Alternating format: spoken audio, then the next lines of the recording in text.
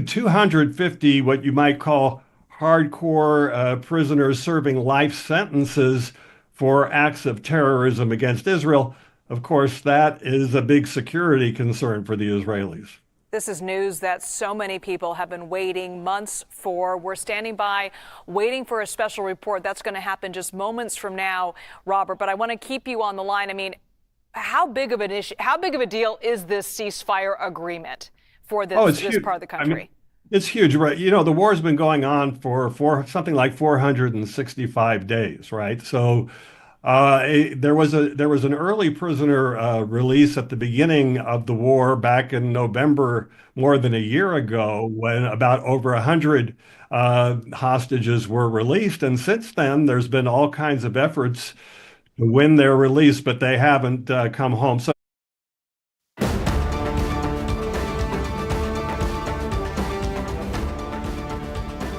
This is a CBS News special report. I'm Errol Barnett. We have breaking news for you coming out of the Middle East. Israel and Hamas have agreed to a ceasefire and hostage deal after 15 months of war. This deal comes after many months of negotiations brokered through the U.S., Egypt and Qatar. This chapter of the conflict began, you may remember, when Hamas orchestrated a terror attack on Israeli soil back in October of 2023. That killed 1,200 and they took another 250 people hostage. Nearly 100 hostages are still inside Gaza and at least a third are believed to be dead. Now, the Hamas-led attack also led to an Israeli military invasion into Gaza that killed more than 46,000 Palestinians. We want to bring in Face the Nation moderator and our chief foreign affairs correspondent, Margaret Brennan, who has been working the phones to get the latest information on this. Margaret, tell us, what is part of this agreement? This is a breakthrough deal, as you just described it. It's also going to be incredibly difficult to implement. But what it could mean is that as soon as this weekend, as soon as Sunday, you could see hostages released from Gaza, handed over by Hamas back to Israel. We will be watching to see the implementation of this. What we know is that on paper, Hamas and Israel have agreed to a deal that has multiple stages. The first phase, perhaps the most important, particularly to some of those American families who have been waiting to see their loved ones return. This is a 42-day implementation during which 33 of those hostages, some alive, some status unconfirmed, would be released in small numbers, during which time we would also see some redeployment of troops. We would also see aid go into Gaza, aid that is very much needed as famine-like conditions exist inside. Israel controls the entire security perimeter of that Palestinian territory, which is so embattled. What we know is that this announcement is expected to come in Doha, Qatar. That's because it is Qatar, a U.S. partner, and the United States that have forced this deal to come together. The U.S. pressing the Netanyahu government, Qatar and Egypt pressing Hamas to get to this deal today. It has been negotiated with the agreement of the brother of Yahya Sinwar, the architect of that brutal assault on Israel that you described. His brother signed off on this deal, I am told, by high-level U.S. and local sources who say this means it's official. Even just within the past hour, Errol, this thing could have fallen apart. But there are planning, as you saw there, I think, pictures there of a press conference being put together where the details will be released. But the bottom line here is, of the hostages that were taken, 7 of them still in captivity are U.S. citizens. 3 of them assessed to be alive. We will have to see if this deal is fully implemented, meaning this is little by little, a few hostages, movement on each side. If all the steps go through and this is fully implemented, they could see the return, for example, of 64-year-old Keith Siegel, Idan Alexander, a U.S. citizen, Sagi Chen. We'll be watching for that, as well as the remains of some of the hostages that remain in Hamas captivity. Errol, this is really striking because it comes in the final days of the Biden administration. It was President Biden who sent his diplomatic team saying, get this done. In fact, U.S. negotiator Brett McGurk has been there for the better part of a month trying to get negotiations closed. And what's so fascinating here is he had assistance from Donald Trump's Middle East envoy, Steve Witkoff. And I am told by sources in the region and U.S. officials that they were working really as a team representing the United States, pressing Israel to agree to concessions, pressing Israeli Prime Minister Netanyahu to agree to these concessions. In the next few days, this will be critical. Back in Israel, because it is a democracy and they have a process for that, the deal will still have to be agreed to by the cabinet. It will still have to go before the Knesset. And one thing to watch here that could really lead to political blowback, and I know our Rami Inocencio is in the region watching this, is the names of the Palestinian prisoners who will be released. There are a number of Palestinians who are part of this deal who have been in Israeli detention facilities for some time. As their list of names is made public, we could see court cases challenging the release here. So there is a process here that could make this very difficult in just the next 48 hours. But the U.S. at this point believes they have gotten Israel and Hamas over the finish line here with the assistance of Qatar and Egypt. And for Joe Biden in the final days of his administration, this is the deal that he was really wanting to see to bring to end such an incredibly bloody war that has killed over 47,000 Palestinians in Gaza, that has upended the entire Middle East and also weakened one of the biggest adversaries of the United States in the Middle East, Iran. But we will be watching this carefully to see implementation follow through. But a big diplomatic win for him just to get to this point. Now we have to watch the implementation of it. Margaret Brennan laying out the headline here on a breakthrough ceasefire deal agreement between Israel and Hamas. And as you just laid out, Margaret, though, it is tenuous. 42 days of a ceasefire where we could see hostages released as early as this Sunday, but there are so many components to it. Stay close with us. We want to cross over now to CBS News foreign correspondent Rami Inocencio. He's been on the ground covering this war from both sides since the beginning. He joins us from Tel Aviv. And I know, Rami, you've been in contact with many relatives of hostages and other victims. I'm curious what they've been telling you lately as we've been hearing that this deal could be imminent and what you're hearing from them today. Errol, yes, that's right. In terms of the reaction that I'm getting from some families of hostages I'm texting right now, is that there is relief coming from many, as you would expect. But from one complication, the older brother of the hostage, Avitar David, Eli David, who I spoke to in Jerusalem, just messaged me and said, it's complicated. He says, I hate this deal because his brother and 21 other men are actually not on this list of the 33. Of course, he is hoping that there's a comprehensive deal here, but this is showing the cynicism that people have been thinking about when it comes to Hamas in its dealings with Israel. The relief, no doubt, that many people are feeling here, mixed with, you would imagine, emotional torture, if you will, over the past 466 days ever since the events of October 7, 2023. You can also imagine that this is not just one generation. We're talking generational trauma here, from hostages as young as 1-year-old to hostages as old as 85 years old. Another brother of another hostage, Michael Levy, talked about his brother Or Levy, who was abducted from the Nova Music Festival. You know, I asked him, how does he keep hope alive? He said that's the only thing that he can actually hold on to. He also said, talking about the intergenerational anxiety, he said that while his brother was abducted, hopefully still alive, his brother's wife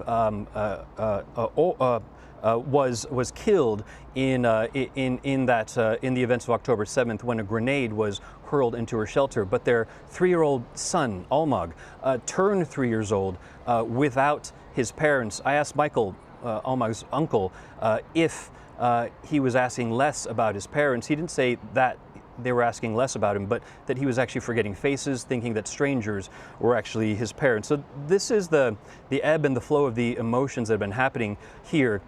No doubt a lot of relief, but again, messaging with some of the hostage families right now, as one says, it's complicated because, of course, everyone wants to see all of their families, all of these hostages home immediately. And that's understandable. And Rami, you made a point about these first 33. We understand, according to details from earlier today, that would include women, children, and older hostages. Margaret Brennan mentioned Keith Siegel among them. He's an Israeli American. CBS News spoke with his wife. I spoke with his wife, Aviva, months ago. She's 63 now. He's 64.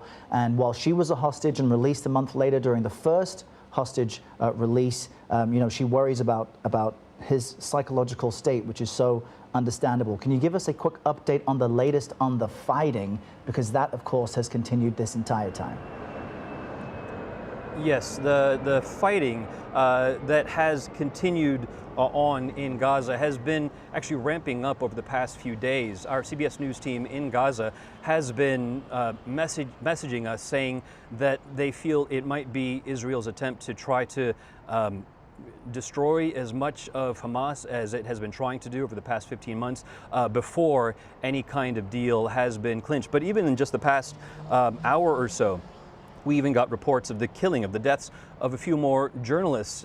Tragic in that this has happened just as this deal has been reached. But when you look across the whole entire 15 months, the death toll from the Hamas-run health ministry is pushing 47,000 people over nearly 470 days. You can do the math there.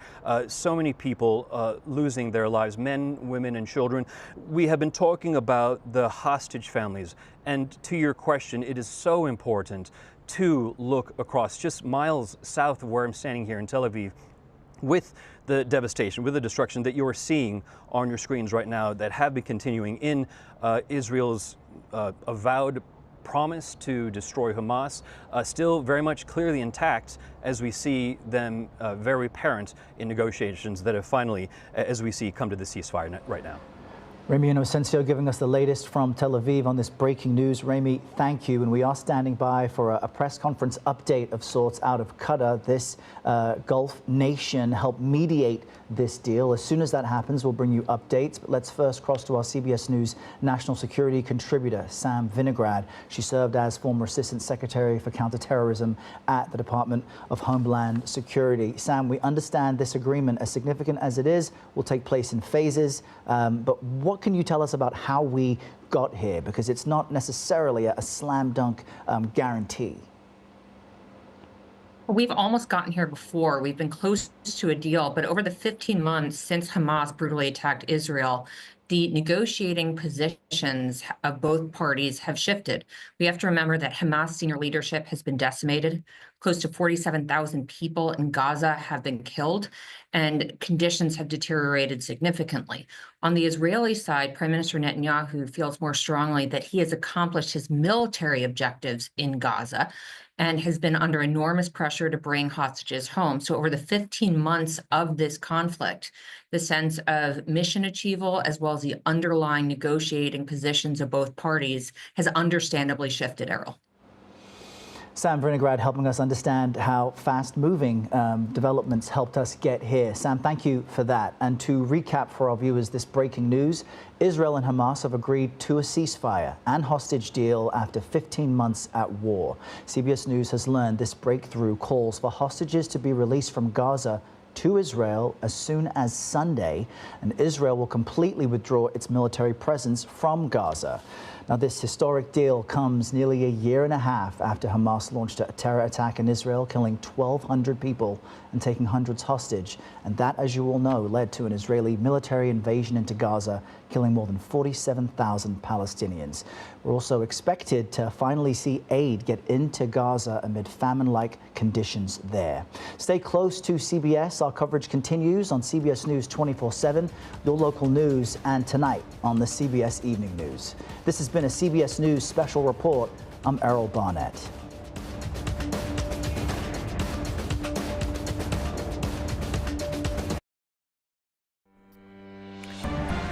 And you have been watching a CBS News special report on a ceasefire agreement between Israel and Hamas. This just happening within the past few moments or so. I want to bring in now CBS News contributor Robert Berger. He is live in Jerusalem.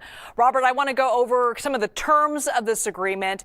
33 hostages expected to be released from Hamas in the coming days. How soon could we see these hostages released? We're talking about women, children, and senior citizens expected to be among those who are released this weekend. Well, this is a 6-week ceasefire, so we're going to see a gradual release of these hostages, perhaps in batches of 3 or 4, with the several days in between. The hope is that the first release of 3 hostages could take place as early as Sunday. And also, too, with this agreement, Palestinians will be released from Israeli custody. What can you tell us about that? We think the number is around 1,000 Palestinian prisoners that would be released over this 6 weeks, this 6-week ceasefire. And that includes minors, women, and also some militants who are serving life sentences for deadly terrorist attacks on Israelis.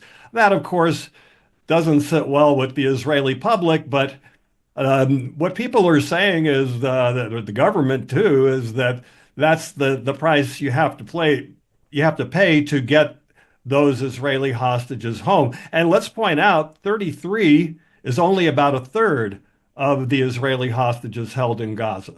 This is a big win for the Biden administration, just less than a week until a new administration takes over. But Margaret Brennan brought up a really interesting point that this deal was actually brokered by members of the Biden team, but also the Trump team, too. What can you tell us about that? Well, there's been Trump's envoy, Steve Witkoff, was in the region, and from what I've heard, kind of twisting arms both here in Israel and in Qatar, which to put pressure, Qatar being a mediator with Hamas, to get them to close a deal before he took office. Mr. Trump has famously said that if there wasn't a deal by his inauguration next Monday, that there would be all hell to pay. And I think that put pressure both on the Arab mediators and on the Israeli government, including Prime Minister Netanyahu.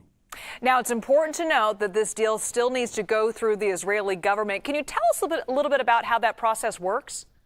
First, it will go to the cabinet, where we're expecting a strong majority to support it. There are a couple of right-wing cabinet ministers who oppose this. They don't like the idea of releasing terrorists, and they think that that only encourages more kidnapping. But they're going to be in the minority. This vote will get through the cabinet, and then there will be some legal hurdles to overcome. People who oppose the release of the Palestinians can take that to the Supreme Court here in Jerusalem, but that will most likely the court will approve that release, and that would clear the way for a hostage release beginning as early as Sunday. And this deal hopefully will bring an end to this very brutal and bloody war. Tens of thousands of people have been killed over the past year, more than a year-long war. Can you give us some perspective on how big a deal this is today? Well, on both sides of the border, both in Israel and in Gaza, people are exhausted from this war. For the families of the hostages, it's been a huge trial, but actually for the whole country. I mean, especially the hostage issue. The fact that there are 98 Israeli hostages, 60 of whom are believed to be alive that have been held in these dungeons, is something that has hung over the nation really since October 7th, 2023. And so there's some relief, but having said that, as I mentioned, there's still going to be, if this deal goes through, the 33, if they get freed, you still have 65 who are left in Gaza, and it's not clear if and when they're going to make it home. So what comes next after all of this, Robert? There's a 42-day implementation, as Margaret Brennan reported, to this ceasefire deal. What happens after that? Okay, so 16 days into this ceasefire, not clear exactly when the starting point is, but 16 days after that, negotiations begin on the second phase to release those 65 Israeli hostages who are left. Probably another 2,000 at least Palestinian prisoners would be freed during that time, and probably an end to the war if all the hostages are returned. But Frankly, I see that second phase as being quite problematic and not a done deal at all. All right, Robert Berger coming to us live from Jerusalem. Thank you so much for that insight, sir. All right, Sure. I want to go now to BBC and their coverage of this ceasefire deal. Let's listen in. Exactly some of that and get a flavour of how these details, this pivotal moment is being received. This is Tel Aviv. So let me just put the sound up there. This is Hostage Square and those hostage families, how they are greeting this news.